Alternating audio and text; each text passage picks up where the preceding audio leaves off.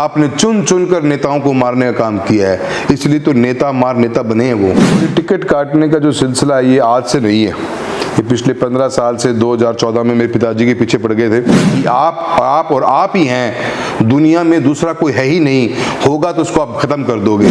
किसी भी कार्यकर्ता से आप पूछोगे, भारतीय जनता पार्टी कार्यकर्ता से, वो कितना प्रताड़ित है। कुछ चंद लोगों ने पिछले कितने सालों में वही अध्यक्ष बने, वही महामंत्री बने, वही मंत्री बने, कितने लोगों के नंबर आ पाए। कौन कुर्सी पे आगे बैठेगा, कौन भाषणों में पहले बोलेगा, किस में भाषण में लास्ट में बुलाना है, एक जनप्रतिनिधि नीचे बैठता है। इनके जो लोग हैं जिनके पास में कोई सम्मान नहीं, इनके वार्डों में हमेशा बीजेपी पीछे रही, वो मंच पे बैठते हैं। ये ओछी हरकल की राजनीति करने वाले, वो तो विद्याधर नगर जाना चाहते थे, वो तो पार्टी में व्यवस्था नहीं बनी उनकी, तो तारानगर आ गए। एक को इतनी फ्रीडम, तो एक घर के अंदर दो व्यक्ति, दोनों को आप अलग अलग डील नहीं कर सकते कि एक को तो एक रोटी मिलेगी और एक भरपेट खाना खाएगा। ऐसे भी एग्जाम्पल हैं जो 2 बार में हट गए, मैं ही बैठा हूँ आपके सामने। ऐसे भी एग्जाम्पल हैं जो 9 बार जिनको मौका मिला है। आपके आगे ही चूरू लोकसभा क्षेत्र के बड़े नेता हैं, बिल्कुल, जो नेता मार हैं, नेताओं को मारने का काम उनका ठेका है उनका। वो तो बहुत बड़े नेता हैं और देश भर के अंदर उनकी अच्छी पॉपुलैरिटी है, पूरे दुनिया उनको मानती है। मैं उस बारे में कभी भी कुछ नहीं बोलूँगा, चाहे कैसे भी हालात रहे, क्योंकि मैंने उनके लीडरशिप के अंदर काम किया है। कौन पार्टी ज्वाइन करेगा, किसको कहाँ से टिकट मिलेगी, उन्होंने डिसाइड किया। हल्की लेवल की छोटी ओछी सोच की पॉलिटिक्स करते हैं। तेरी मेरी 4-5 लड़कों को आप साथ लेकर चल पड़ते हो, लोगों का मजाक बनाते हो। नमस्कार, मेरा नाम है अभिषेक जाखड़ और आप देख रहे हैं आरजे टीवी 24। देश में लोकसभा चुनाव हैं 2024 और इसी के चलते हम आए हैं राजस्थान की सबसे ज्यादा हॉट सीट चूरू लोकसभा क्षेत्र में। यहाँ से लगातार भाजपा से 30 साल तक राहुल कस्वा जी और इनके पिताजी सांसद रहे हैं और इस बार वो कांग्रेस से प्रत्याशी। इनसे जानते हैं कि भाजपा से टिकट कटने के पीछे कारण क्या रहे और अब भाजपा के बाद ये कांग्रेस में आने के पूरी चूरू लोकसभा क्षेत्र में कांग्रेस के कार्यकर्ताओं में एक जोश सा उत्पन्न हो गया है। उन सब के बारे में जानने की कोशिश करेंगे, आइए जानते हैं। नमस्कार सर, आपका स्वागत है। सर, सबसे पहले तो मैं यही जानना चाहूंगा कि जिस भाजपा के पौधे को आपने 30 साल तक सिंचा और अचानक आपकी टिकट काट दी, क्या कारण रहा? देखिए, कारण तो पब्लिक एट लार्ज में पता ही है, क्योंकि काफ़ी हमारे ऐसे नेता रहे हैं जो लोकसभा क्षेत्र के हैं और उन्होंने अनेकों प्लेटफॉर्म्स के ऊपर इस बात की हमेशा लोगों के बीच में रखी है कि भी हम टिकट लेने देंगे नहीं। उनके कार्यकर्ता हमेशा वोकल रहे हैं इस बात को लेकर। और ये टिकट काटने का जो सिलसिला है ये आज से नहीं है, ये पिछले 15 साल से 2014 में मेरे पिताजी के पीछे पड़ गए थे कि रामचंद्र जी को टिकट नहीं मिलनी चाहिए। पर एक व्यवस्था थी, पार्टी में कुछ नेतृत्व मजबूत थे जो दोनों तरफ की बातों को सुनना पसंद करते थे और फिर एक डिसीजन स्ट्रांग लिया करते थे। 14 के अंदर भी यही स्थिति रही, 19 में फिर भी टिकट काटने की बात करी गई और तब भी जो नेतृत्व था जयपुर के अंदर, जो हमारे स्टेट लीडरशिप में था, उन्होंने मजबूती से अपनी बात को रखते हुए मुझे फिर एक मौका दिया। 10 साल से एक बेहतरीन काम कर रहे थे, डेवलपमेंट को लेकर हम चले थे। कॉन्स्टिट्यूंसी के अंदर गवर्नमेंट ऑफ इंडिया की जो बेहतरीन स्कीम्स हों उनको लागू करना हमारी टॉप मोस्ट प्रायोरिटी रहा। पब्लिक में एक कनेक्ट बनाया हमने, जो हमारी यूएसपी रही है, हमारे फादर की भी और मेरी भी, जनता के बीच में रहना, हर सुख दुख में पहुंचना, अपनी स्कीम्स के ऊपर एक्टिवली पार्टिसिपेट करना, देखना कि वो स्कीम्स लागू हो पा रही हैं कि नहीं हो पा रही हैं। अनेकों काम करते चले गए। तो कुछ लोगों की मानसिकता ऐसी रही है जो सोसाइटी के अंदर आज भी एक सामंतवादी सोच के साथ जीते हैं। वो आज भी प्रजातंत्र की व्यवस्था को स्वीकार नहीं कर पाए हैं। वो आज भी इस बात को मानते हैं कि लीडरशिप कौन खड़ी करेगा वो खुद डिसाइड करना चाहते हैं, पब्लिक एट लार्ज को मौका देना नहीं चाहते। टिकट कटने के बाद आप भाजपा किन किन नेताओं से मिले, क्योंकि आप बार बार कह रहे थे आखिर मेरा क्या गुनाह था, तो उसका कोई मेरी जो जिम्मेदारी ये थी कि मैं मेरे स्टेट की लीडरशिप से बात करूं, जो स्टेट की भारतीय जनता पार्टी की जो शीर्ष नेतृत्व है मैं उससे बात करूं। उनको फ़ोन कॉल मैंने किए, मेरी अध्यक्ष महोदय 2-3 बार बात भी हुई, पर कोई संतोषजनक जवाब मिला नहीं। उनके पास एक्चुअली में कोई जवाब था ही नहीं। बात टिकट कटने की नहीं होती है, बात जब टिकट ये होती है कि पार्टी है, पार्टी का हक है, जिसको चाहे दे, जिसको चाहे ना दे, उसको आप छीन भी नहीं सकते, वो उनका हक है। पार्टी के शीर्ष नेतृत्व का हक है कि किसको टिकट मिलनी चाहिए, कब मिलनी चाहिए, कब कटेगी, बिल्कुल कब मौका मिलेगा, वो तो उनका हक है, हमारा तो है भी नहीं। पर मेरा यही कहना था कि एक व्यक्ति विशेष ने जो ये एक नैरेटिव सेट किया और उसके हाथ में ही हर चीज़ रही और वही कॉल्स, सारे शॉट्स को वही कॉल करने लग गया कि भी ऐसा होगा, हम लोकसभा में इसको टिकट दिलाएंगे, विधानसभा में इसको दिलाएंगे, पार्टी का जिला का अध्यक्ष ये बनेगा, पार्टी के जिले महामंत्री ये बनेगा। ये व्यवस्थाएं पिछले काफ़ी समय से चल रही थी, जिसको इग्नोरेंट रहे, जिसको नज़रअंदाज स्टेट लीडरशिप ने किया और इस व्यक्ति के आगे नतमस्तक हो गए, दबाव में रहे और वो फैसला ले नहीं पाए। जी, आपने कहा कि पार्टियां तय करती है कि टिकट किसको देनी है, किसको नहीं देनी, लेकिन पार्टी ये भी तो देखती होगी कि जनाधार है या नहीं उस व्यक्ति का जिसको टिकट देखिए, इसका मुझे तो ये कुछ चीज़ लिखित में तो कुछ है नहीं, कोई संविधान तो लिखा नहीं होता कि भी एक व्यक्ति को हम कब कब चुनाव लड़ाएंगे, कौन कौन सी उम्र में लड़ाएंगे, कितनी बार लड़ाएंगे, किस कम्युनिटी को हम कितना मौका देंगे, किस कम्युनिटी को मौका नहीं देंगे, या किसको मल्टीपल बार बुलाएंगे, ऐसा कोई लिखा तो होता नहीं है। होता तो सबको माइंड में क्लियरिटी हो जाती कि भी मैं दो टर्म के लिए रहूँगा या मैं 3 टर्म के लिए रहूँगा। ऐसे भी एग्जाम्पल हैं जो 2 बार में हट गए, मैं ही बैठा हूँ आपके सामने। ऐसे भी एग्जाम्पल हैं जो 9 बार जिनको मौका मिला है। आपके आगे ही चूरू लोकसभा क्षेत्र के बड़े नेता हैं, बिल्कुल, जो नेता मार हैं, नेताओं को मारने का काम उनका ठेका है उनका। तो अलग अलग है व्यवस्था, ये तो आप इसमें कैसे क्वेश्चन करो। जी, काफ़ी लोगों को इस व्यवस्था में वो कंफर्टेबल हैं कि कोई बात नहीं यार, कट गई जी। कोई ऐसे हैं कि जो इस व्यवस्था को समझ नहीं पाते। भाई कोई लॉटरी तो निकलती नहीं है कि इस बार इन 15 MP टिकट कटेगी या इस बार ये 200 में से 50 MLA टिकट कटेगी। कोई कंप्यूटर तो लॉटरी निकालता नहीं है। एक व्यवस्था है, उस व्यवस्था के अंदर अगर कोई बायस्ड आदमी बैठ जाए, जिसकी सोच ही नेगेटिव हो, जिसकी पूरे सिस्टम के अंदर हर किसी भी कार्यकर्ता से आप पूछोगे, भारतीय जनता पार्टी कार्यकर्ता से, वो कितना प्रताड़ित है। कुछ चंद लोगों ने पिछले कितने सालों में वही अध्यक्ष बने, वही महामंत्री बने, वही मंत्री बने, कितने लोगों के नंबर आ पाए। पिछले 15 साल का आप रिकॉर्ड उठा के देख लो, चूरू लोकसभा क्षेत्र के अंदर या चूरू जिले की बात करता हूँ, तो चूरू जिले का जो नेतृत्व है वो कितने लोगों के हाथ में रहा है कंटिन्यूएशन में। बिल्कुल, वही यहाँ से फिर जयपुर पहुँच जाते हैं। तो ये तो बायस के सिस्टम हो गया। बायस सिस्टम के अंदर फिर प्रजातंत्र कहाँ रहा, डेमोक्रेसी का है। लेकिन आपके ऊपर आरोप तो ये भी लगे थे कि आपने टिकट कटने का कारण ये था कि आपने तारानगर में उन्हीं नेता को हराने में कांग्रेस के प्रत्याशी की मदद की थी, और वो खुलेआम ये कौन डिसाइड करता है? एक व्यक्ति तो कर रहा है ना भाई, वही व्यक्ति तो नैरेटिव बताता है। वो व्यक्ति खुद तो टिकट बांटते हैं पूरे लोकसभा क्षेत्र के अंदर। आप सिटिंग सांसद जो इतने सालों से बनते आ रहे हैं, पार्टी 91 से जब शुरू हुई थी, जब पार्टी का इतना वर्चस्व नहीं था, आज 2024 में पार्टी विश्व की सबसे बड़ी पार्टी बन चुकी है। तो पार्टी के अंदर आप इतने हावी हो गए कि आप किसी भी आदमी को कुछ समझ ही नहीं रहे हो और आप खुद ही फैसला करना चाहते हो, या आप अपने आसपास घिरे हुए उन चंद लोगों के साथ में उनकी सोच के मुताबिक काम करते हो। उन लोगों का क्या स्टैंड है? आज कितने लोग थे जो बसपा के लिए चुनाव में वोट मांग रहे थे 2014 में, क्या क्या उन्होंने नारे नहीं दिए, 4 छाती पे और वोट 2 हाथी पे, नहीं दिए क्या? पब्लिक हटलार जानती है। और वो लोग आज पार्टी की 10 साल तक तो वो डिस्ट्रिक्ट लीडरशिप में रह गए और आज वो स्टेट लीडरशिप में मेंबर्स बने हुए। बच्चा जानता है इस बात को। तो भाई ये तो छुपाई हुई चीज नहीं है, तो आप भी पत्रकार महोदय जानते हो। और नेताओं के कितनी बार नेताओं ने खुद वर्बली मीडिया के थ्रू भी कहा कि वो अपने कार्यकर्ताओं से बड़े दुखी हैं जो बसपा का साथ दे रहे हैं। मैं समझा रहा हूँ, 3.5 लाख वोट आए थे बसपा के उस समय। कैसे आ गए? बसपा नांगली में शुरू होती है, नांगली में तो बसपा के बढ़ते हैं वोट 4 और सादपुर में आ जाते हैं 60,000। वही बसपा तारानगर में जाती है तो 200 वोट ले नहीं पाती। तो क्यों है ये सब चीज़ें? हर कोई ठीक है, जयपुर वालों को स्टेट लीडरशिप की बातों की मंथन करना नहीं चाहते है, मंथन करा हुआ होगा या पब्लिक में लाना नहीं चाहते। तो बायस्ड अप्रोच के साथ में डेमोक्रेसी मर जाएगी जी। अगर डेमोक्रेसी की बात करते तो डेमोक्रेटिक वे में ही काम होगा। फिर सर, आपने 8 मार्च को फिर टिकट कटने के बाद एक सभा रखी और उसमें अपने कार्यकर्ताओं को कहा कि मुझे 2 दिन का समय दीजिए। फिर आप कांग्रेस का दामन थाम लेते हैं। यूथ हैं, आप निर्दलीय चुनाव भी लड़ सकते थे, या फिर जिस तरीके से कई और सांसदों की टिकट कटी उस तरीके से आप भी ऑफिशियली बयान दे सकते थे कि हम स्वागत करते हैं। देखिए बात, मैंने एक बात कहा, हम तो जी स्वागत हमेशा ही करते हैं। एक व्यक्ति की वजह से आप पार्टी की, देखिए पार्टी छोटी की, पार्टी ने अगर हैंड होल्डिंग की होती, मैंने प्रदेश अध्यक्ष को भी कहा था बात, मैं सर कुछ कारण तो बता दो। आप तो कहते हो कि पार्टी ने चूज किया, पर पब्लिक एट लार्ज शुरू की मानती कि एक व्यक्ति विशेष ने आपकी टिकट कटवाई है, और उसने ये बात आज से नहीं बहुत पहले से क्लेम करनी शुरू कर दी थी। तो उस नैरेटिव को आप कैसे तोड़ पाओगे, उस परसेप्शन को कैसे तोड़ोगे आप? मेरा कार्यकर्ता, मेरे लोग जो सालों साल से मुझे जुड़े हुए थे, वो अपने आप को ठगा हुआ महसूस करते हैं इस पार्टी में आज की तारीख में, कि अगर पार्टी इस एक व्यक्ति से कहने चलेगी जी, तो पार्टी कैसे चलेगी फिर?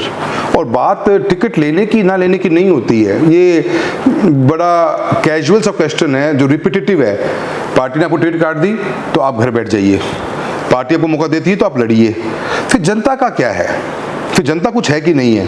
वो भी उम्मीद करते हैं अपना नेता कुछ करे। अब आप हमें बताओ कि मैं जनता की सुनूं कि मैं पार्टी की सुनूं, मेरे लोगों की सुनूं कि लोग तो चुनने वाले हैं? लोकतंत्र में जनता ही चुनती है। और रही बात ऐसा, देखो जी, न तो हमारा टेम्परामेंट रहा है, हमने 47 साल लगातार चुनाव लड़े एमएलए के, 77 से लेकर 91 और 93 तक तो हम निर्दलीय चुनाव लड़ते आए।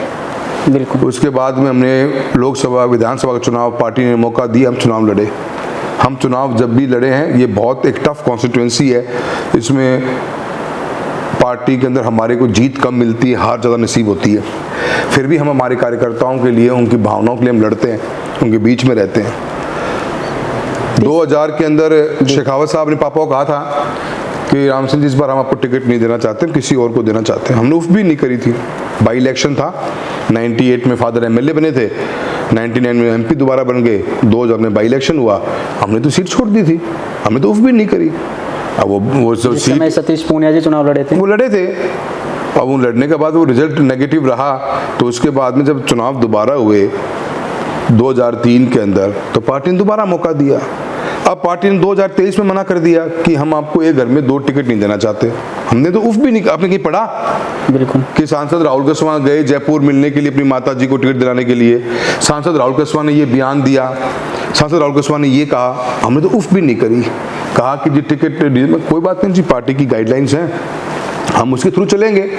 और हमने उन व्यक्तियों को बीजेपी में ज्वाइन करवाया जिनके साथ हमने जिंदगी में आमने सामने चुनाव लड़ा है 40-40 साल तक, और उनको मौका दिया, मजबूती से लड़े। रिजल्ट कुछ और रहा, एक अलग बात है, पर हम लड़े। और मैं पूरे उस इलेक्शन के कैंपेन में मैंने फ्रंट से लीड किया। मैं सुमित्रा जी के साथ रहा, साथ गया गांव में, मैं नहीं गया तो मेरी मदर गई या मेरे फादर गए, हर जगह हमने अपना इलेक्शन मांग के लड़ा। तो ये बड़ा कैजुअल सा रिमार्क है जी, पार्टी ने आपको मौका नहीं दिया तो आपने निर्दलीय भर लिया, नहीं। व्यवस्था दूसरी थी, परसेप्शन दूसरा खड़ा किया गया। एक व्यक्ति ने क्लेम किया, क्यों नहीं पार्टी ने उसके खिलाफ एक्शन लिया कि आपने एक जमे जमाए परिवार के आप नाम को और उनके कार्यकर्ताओं को कितना आघात कर रहे हो आप। क्या यही कारण मानते हैं शेखावाटी में भाजपा की सीट नहीं आना? बिल्कुल, पार्टी को मंथन करना चाहिए। मैं तो बिल्कुल मानता हूं कि जिम्मेदारी राठौड़ साहब की थी, होनी ही चाहिए, क्योंकि आपने किसी भी लीडरशिप को इन्वॉल्व ही नहीं किया। आपने ऐसा परसेप्शन पब्लिक एट लार्ज में दिया कि आप और आप ही हैं, दुनिया में दूसरा कोई है ही नहीं, होगा तो उसको आप खत्म कर दोगे। आपने चुन चुन कर नेताओं को मारने का काम किया है, इसलिए तो नेता मार नेता बने हैं। वो कितने नेताओं का पॉलिटिकल फिनिश करने का काम किया है, तो उसने उन्होंने अकेले ने किया है। आपने कभी फोटो देखी है उनकी आज तक? पूरे 2023 के जो असेंबली इलेक्शंस थे, किसी एक व्यक्ति के साथ कंसल्टेशन नहीं।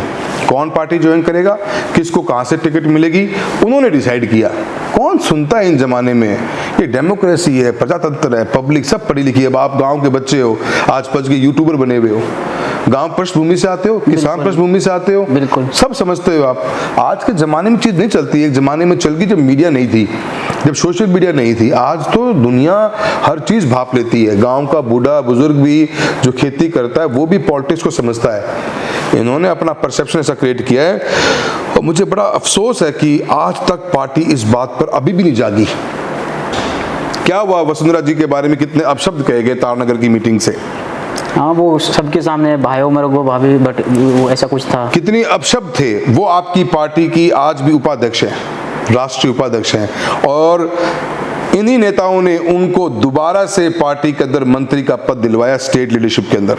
कितना स्ट्रेट एंड क्लियर मैसेज है कि जो मैं चाहूंगा वो ही होगा, चाहे तुम गालियां किसी को बक लो, तुम्हारे को कोई हाथ नहीं लगा सकता।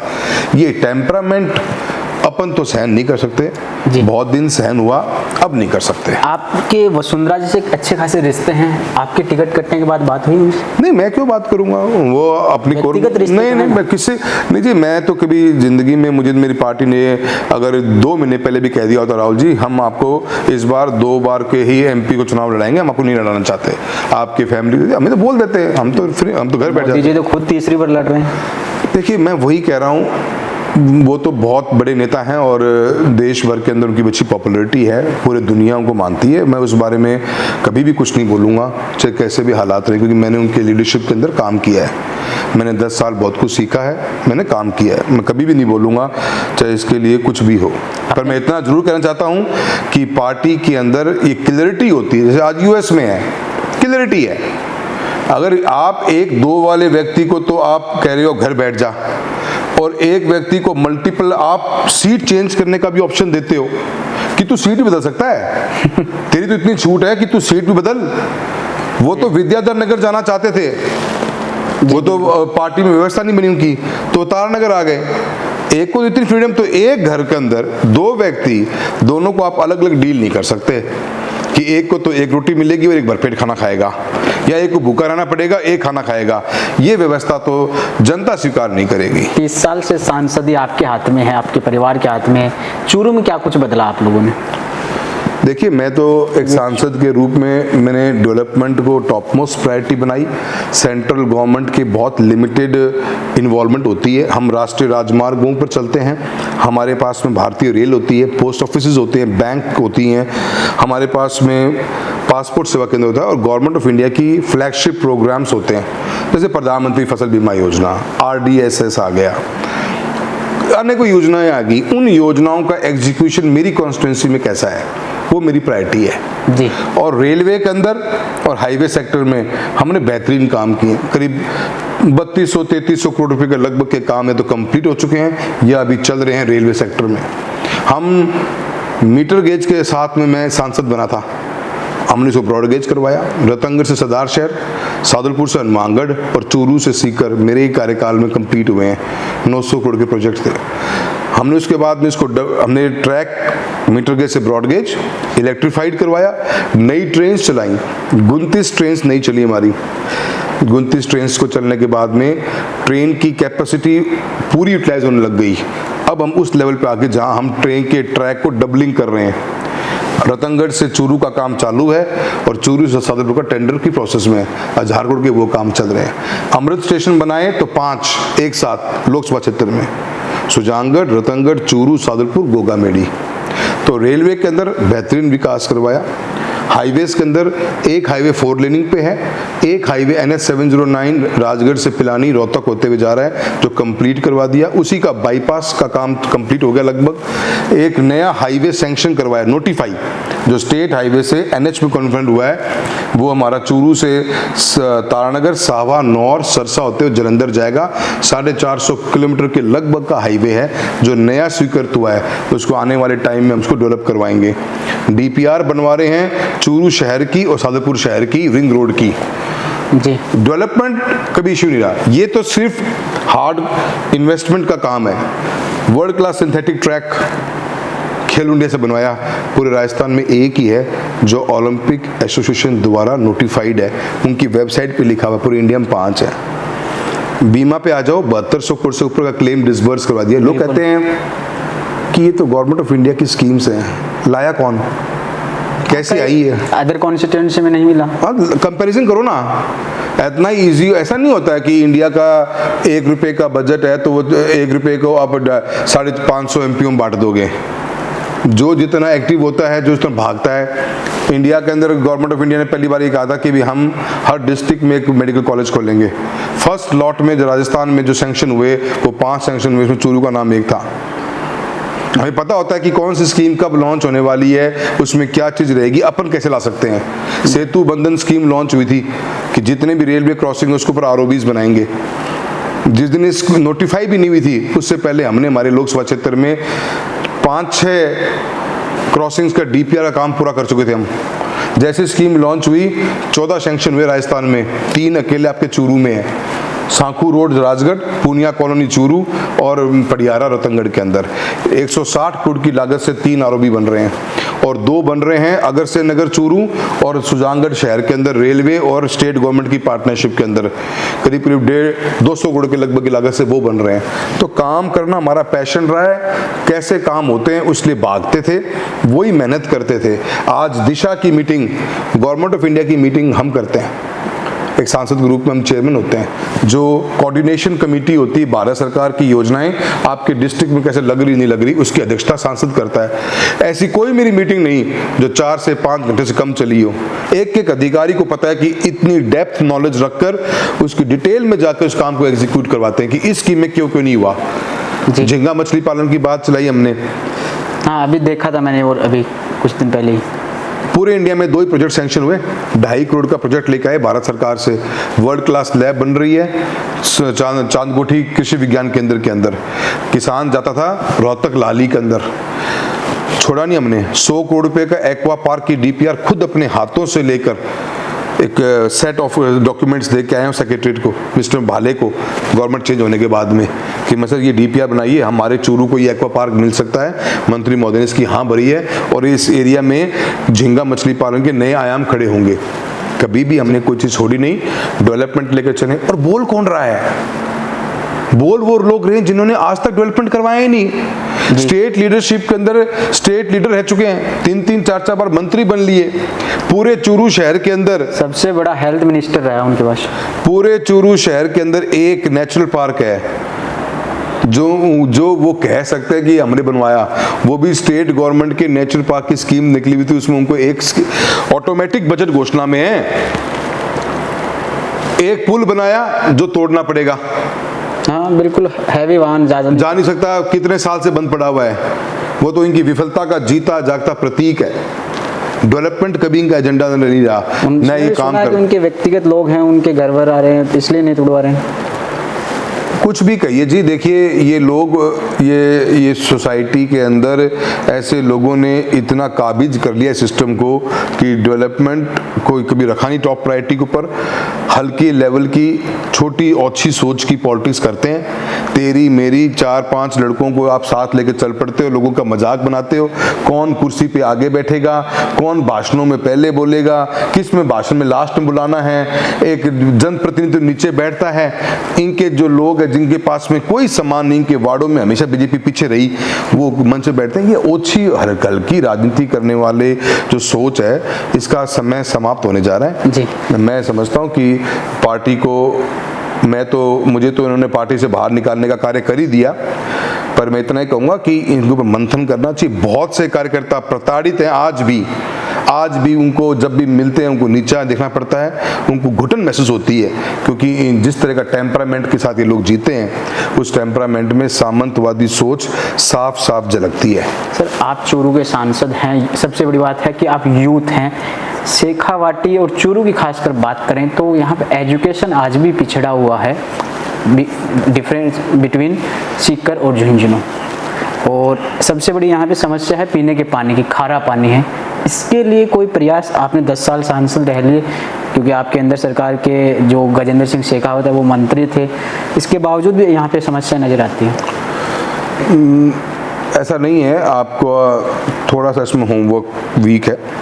पानी आया है, नहरें आई है, लेकिन नहीं, मैं आपको बताता हूँ। देखो जी, ऐसा है कि मैं सुजानगढ़, रतनगढ़ सर, सरदार सर, इन गाँव में गया हूँ मैं।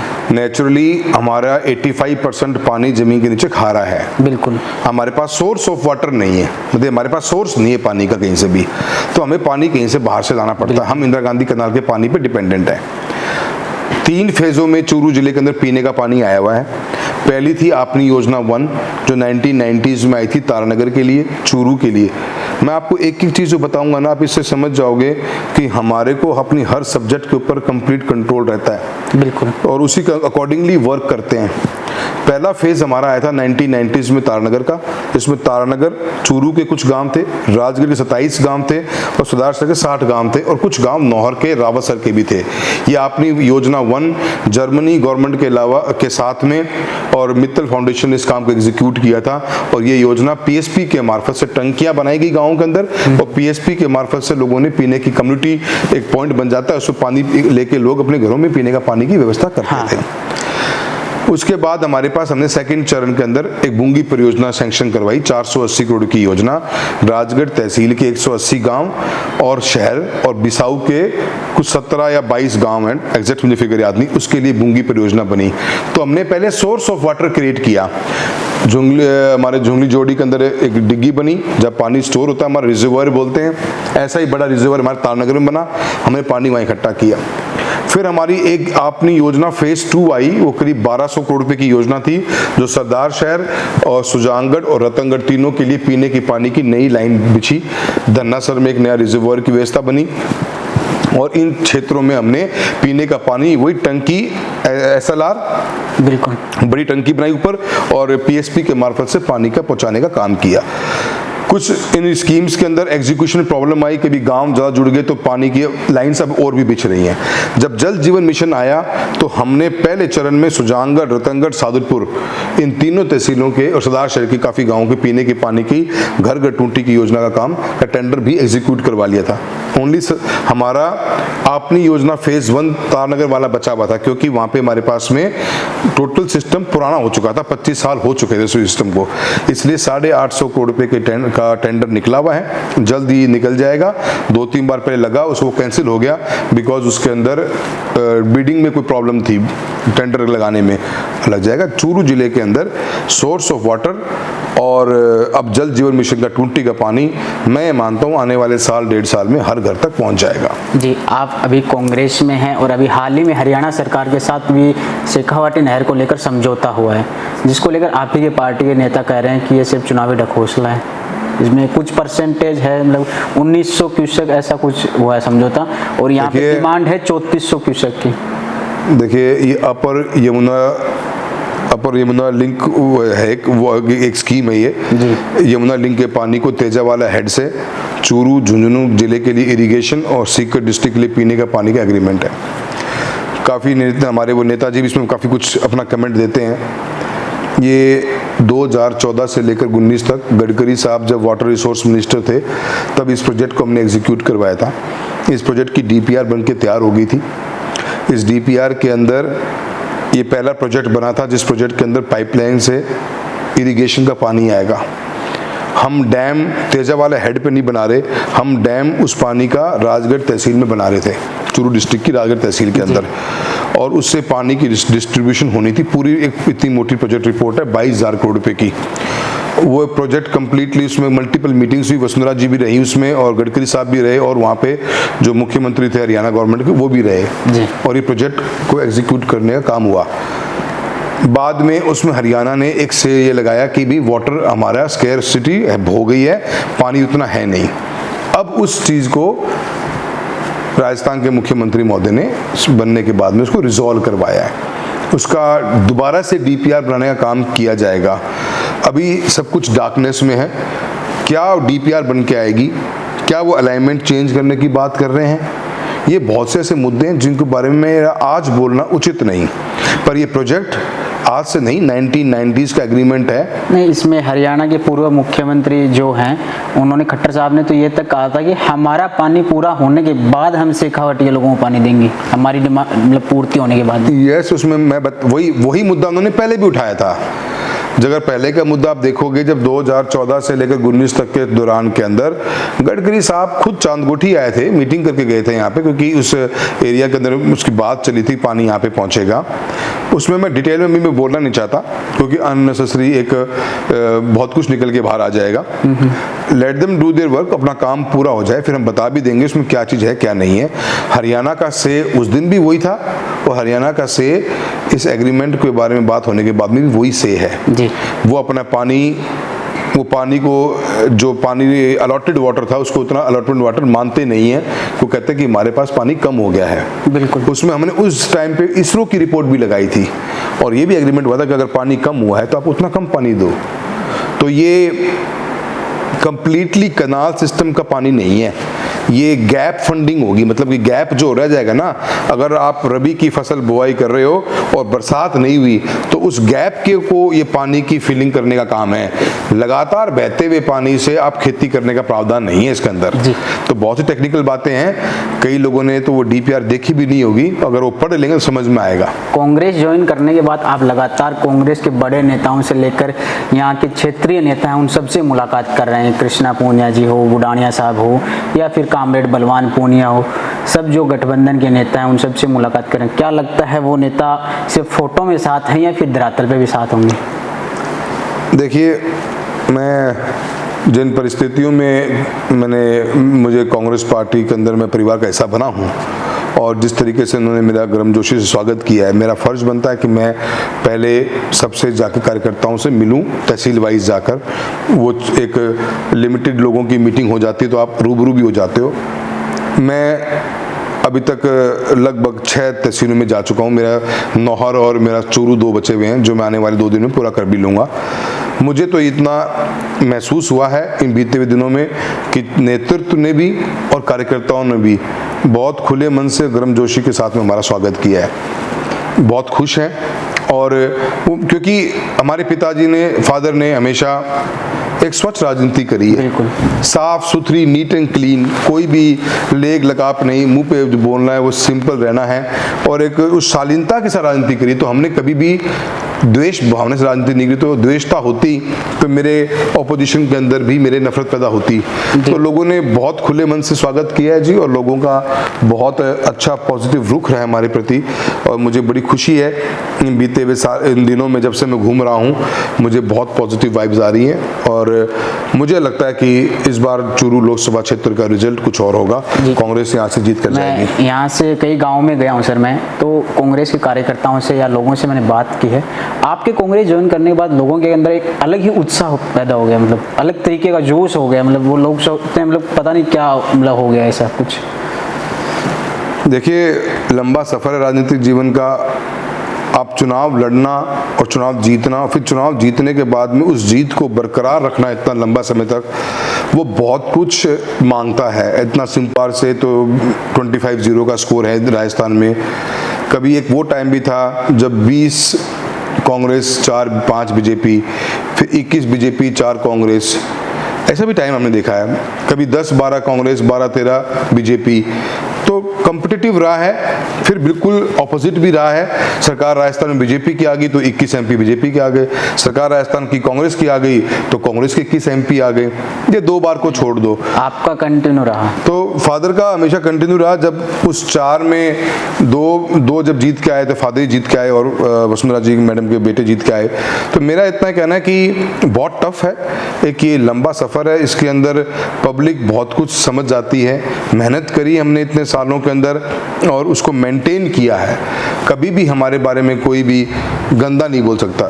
ठीक है, आज उसी का फल मिलता है कि आज जनता में आपका लगाव है और जनता आपको अप्रिशिएट करती है जब आप उनके बीच में होते हो। क्या भाजपा मिशन 25 को रोक पाएंगे आप? मुझे तो लगता है कि 100% तो रुकी गया, इसमें तो कोई 2 राय ही नहीं है। क्योंकि ये इलेक्शन अब मेरा रहा ही नहीं, ये इलेक्शन पब्लिक एट लार्ज का है। ये इलेक्शन बहुत बड़ा संदेश देने वाला है। अगर ये इलेक्शन का रिजल्ट आने वाले समय के अंदर पार्टी को भी सोचने में मजबूर करेगा कि क्या हम बायस्ड होके चल रहे हैं एक ऐसे व्यक्तियों के जिन्होंने पावर का मिसयूज किया है, जिन्होंने कितना बड़ा अंधेरे में रखा है पार्टी को, कि पार्टी को पता ही नहीं लगा कि कौन आदमी पीछे से कितने लोगों को नुकसान करके चले जाते हैं। कितने ऐसे उभरते हुए सितारे थे जिनका कैरियर खत्म कर दिया गया, सबको पता है, मुझे ज़्यादा बोलने की जरूरत नहीं। और पर मैं मानता हूँ कि ये बहुत बड़ा एक निर्णायक चुनाव होगा राजस्थान के इतिहास के अंदर, पॉलिटिकल इतिहास में। लेकिन जिनको भाजपा ने टिकट दिया है वो भी अच्छा नाम है, खिलाड़ी रहे हैं। अच्छा जी, देखिए, नाम किसी का बुरा नहीं होता। कंपटीशन कैसा होगा? मैं देखो, मैं तो न उनके बारे में कुछ बोलना चाहता हूँ क्योंकि वो पॉलिटिक्स में बिल्कुल नए हैं। अभी उनका कोई एक्सपीरियंस नहीं, कोई एक्सपोजर नहीं, न कोई फील्ड में वर्क है। एक सांसद का चुनाव और एक विधायक का चुनाव में दिन रात का फर्क होता है। विधायक में चुनाव वो लोग लड़ लेते हैं जो उसी फील्ड के अंदर 2 या 3 कंपटीटर्स आपके फील्ड में वर्क कर रहे होते हैं जी, तो आप उनमें से किसी को टिकट देते हो। ये तो उनके लिए बिल्कुल ब्रांड न्यू एक एटमॉस्फेयर है, पूरी पिच नहीं है। कैसे वो उनके बारे में आज कुछ भी बोलना मैं उचित नहीं समझता। कुछ बहुत उनके बयान आते हैं जो मैं कभी सोचता भी मुझे कमेंट करना ठीक नहीं, पर मुझे इतना पता है कि कांग्रेस पार्टी ने मुझे जिम्मेदारी दी है और एक लंबा सफ़र राजनीति में रहा है। मुझे जनता का विश्वास मिलेगा। पॉलिटिक्स में लंबा चलना, हम कल तक उसको एक एसेट मानते थे कि यार ये लोग कितने साल से जीतते हुए आ रहे हैं, कुछ तो बात होगी। आज उसको हमने अपनी कमजोरी क्यों बना रहे हैं हम? बिल्कुल, देखो क्या वक्त बदला है। आप ये देखिए मतलब कि कितनी हास्यप्रद बात है। वो एक कहावत है ना, वक्त बदल गया जज्बात बदल गए। आजकल फिल्मों में ज़्यादा चलता है वो। हद होगी। मैं तो ये समझता हूँ कि अगर कोई बार बार जीत रहा है तो उसको हम शाबाशी देते हैं कि हम उसकी हम लेग पुलिंग करते हैं। बिल्कुल। हम क्या संदेश देना चाहते हैं? अगर इतना ही स्ट्रांगली बिलीव अगर हमारी कंट्री या हमारे पार्टीज जो सोच रही हैं तो फिर तो मैं तो संविधान ही बना दो ना। तो सर, अंतिम चरण में हम एक सवाल, आप जिन नेता को लेकर बार बार टारगेट कर रहे हैं, उनके एक मित्र हैं और चूरू से विधायक हैं, उन्होंने आपको लेकर मीडिया में कहा कि राजेंद्र राठौड़ की लोकप्रियता को वो बटोरना चाहते हैं, सस्ती लोकप्रियता बटोरना चाहते हैं। और उन्होंने ये तक कहा कि जो भट्टी होती है वो बुझ चुकी है, उसमें जाकर क्या फ़ायदा। इतना आसान नहीं। ऐसे तो देखो वो बहुत समझदार है, मैं उनको नहीं बोलना चाहता हूँ उनके बारे में कुछ भी, क्योंकि हमने काफ़ी साल साथ काम किया है। ये मैं बर्ड स्लिंगिंग नहीं करना चाहता, पर वो जो भी कहते हैं भट्टी बुझ गई कि भट्टी में कुछ बचा है या नई भट्टी बन के आएगी, अपन इतने बड़े नहीं हैं, ना आप हो, ना मैं हूँ, ना वो हैं। बिल्कुल, ये तो थोड़ा सा धैर्य रखो, थोड़ी सी सब्र रखो। ये बदलती है, ये जनता है, ये जनता जनार्दन है, सब कुछ बदल देती है। अच्छों को उन्होंने नीचे बिठाया है और नीचे अच्छे बच्चों को ऊपर उठाया है। तो मैं तो मानता हूँ कि जनता का फैसला है। इसके ऊपर आप वही देखो, आप ये क्यों सोच लेके आते हो कि आप फैसला करोगे? जनता को करने दो ना। आप ये भट्टी बुझेगी तो जनता ही बुझाएगी, ये भट्टी उठेगी तो जनता उठाएगी। देश में 11 महीने तक किसान आंदोलन चला, उस समय आप भाजपा में थे, और अब भी किसान आंदोलन चल रहा है और भाजपा से खासकर जाट समाज नाराज है और शेखावाटी तो खास तौर से है। तो क्या इसका फायदा मिल पाएगा? देखिए, मैं बिल्कुल भी अभी मैंने एक बार कही है, देखिए मैं इस बारे में भी कुछ नहीं बोलना चाहूँगा, क्योंकि मैं 10 साल एक पार्टी के अंदर रहा हूँ। मैं उस सरकार का एक सांसद के रूप में हिस्सेदार था। बहुत सी बातें ऐसी इमोशंस जो मेरे पब्लिक में रहे होंगे, उन मुद्दों को मैंने सही प्लेटफॉर्म पे हर जगह मैंने इस बात को बताई भी और रखी भी है। चाहे वो अग्निवीर का मुद्दा हो, चाहे किसानों का मुद्दा हो, क्या हमारी कम्युनिटी में क्या इम्पैक्ट है, हमारे लोगों में क्या इम्पैक्ट है, हमारे क्षेत्र में क्या इम्पैक्ट है, मैंने हमेशा बात कही है। आज मैं उस बात पर कुछ नहीं बोलना चाहूँगा। हाँ, ये ज़रूर है कि अब जो किसान के मुद्दे होंगे, मैं मेरी पब्लिक की जो वॉइस होगी उसको रखने में सक्षम हूँ और मैं सही प्लेटफॉर्म पे सही तरीके से अब उठाने के लिए मैं कंफर्टेबल भी हूँ और मैं उठाऊँगा इसको। ये मुझे पूरा विश्वास है अपने आप पर। अंतिम सवाल है सर, आखिरी सवाल, आप हमारे चैनल के माध्यम से चूरू लोकसभा क्षेत्र के लोगों को क्या कहना चाहेंगे? मैं इतना ही कहना चाहूँगा कि जनता की आवाज़ सुनने जा रहे हैं अपन। 22 लाख लोग अपने मत का उपयोग करेंगे इस आने वाली 19 तारीख को, और 25 लाख से ऊपर की आबादी का एक सांसद चुन के दिल्ली जाएगा। एक बेहतरीन कार्यकाल की दिया है, एक मेहनत करी है, एक एक्सपीरियंस गेन किया है हर प्लेटफॉर्म पे, चाहे पार्लियामेंट का प्लेटफॉर्म हो। 96% से ऊपर की मेरी अटेंडेंस है। बेहतरीन क्वेश्चंस रेज किए हैं। आपने हमेशा अखबारों के मार्फत देखा है कि आपका सांसद आज इस मंत्रालय में है, आज इस मंत्री से मिल रहा है। कभी कभी तो ऐसा वक्त भी आया कि मंत्रियों ने खुद ने हमारे अपने मुख से हमारे बारे में, हमारी कार्यशैली के बारे में काफ़ी तारीफ़ें करी हैं। और पार्लियामेंट हो, मिनिस्ट्री हो, ऑफिसेज हो, काम करते रहे हैं। विकास के ऊपर फोकस रख के हमने हर उस एक योजना की एग्जीक्यूशन तक फोकस किया है। मैं आप सभी से निवेदन करना चाहता हूं, बेहतरीन 10 साल दिए हैं और जनता जनार्दन होती है, आप ही का फैसला होगा। कुछ लोगों ने राजनीतिक जीवन के अंदर अपने नेताओं को मारने का ठेका ले रखा है, उनके कारण पार्टी ने अपना फैसला बदला। मैं आज आपके दरबार में आया हूँ, आपके बीच में आऊँगा, आपसे हाथ जोड़ निवेदन करता हूँ कि मेरा सहयोग करिए और ये हमारे स्वाभिमान की लड़ाई है। इस स्वाभिमान की लड़ाई में आपको जो सही लगे, आपको जो सच लगे, आप सच्चाई का साथ दीजिए। आप सभी का मैं बहुत बहुत धन्यवाद करता हूँ। तो ये थे हमारे साथ शुरू से सांसद राहुल कस्वाल जी और कांग्रेस से प्रत्याशी हैं। अब ये देखना दिलचस्प होगा क्योंकि ये सबसे ज़्यादा हॉट सीट मानी जा रही है। फिलहाल जिन नेताओं की ये बात कर रहे हैं वो नेता अभी चुनाव प्रचार में नहीं आए हैं, लेकिन अभी समय पड़ा है। देखते हैं अब आने वाले समय में चुनाव किस ओर करवट लेता है। फिर मिलते हैं किसी गाँव में किसी नेता के साथ। तब तक के लिए मुझे दीजिए इजाज़त। नमस्कार।